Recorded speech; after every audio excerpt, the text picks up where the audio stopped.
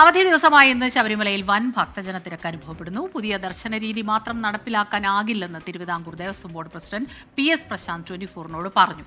ഭക്തർക്ക് പരമാവധി ദർശനം നൽകുകയാണ് ലക്ഷ്യമെന്നും PS പ്രശാന്ത്.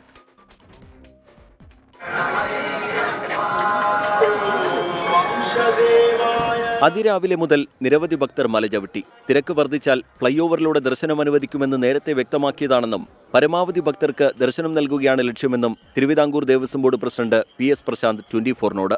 രണ്ട് രീതി ഇപ്പോൾ ഉപയോഗിക്കുകയാണ്. കൊടിമരച്ചോട്ടിൽ കൂടി നേരിട്ട് നമ്മൾ ദർശനം കൊടുക്കുന്നുണ്ട്, ഫ്ലൈ ഓവർ നമ്മൾ ഉപയോഗിക്കുന്നുണ്ട്. തിരക്ക് കൂടുന്ന സമയത്ത് ഫ്ലൈ ഓവർ കൂടി ഉപയോഗിക്കും എന്ന് നമ്മൾ നേരത്തെ പറഞ്ഞിരുന്നല്ലോ, അതിപ്പോൾ നടന്നുകൊണ്ടിരിക്കുന്നു. കൊടിമരച്ചോട്ടിൽ കൂടി കടത്തിവിട്ടുകൊണ്ടിരിക്കുന്നു.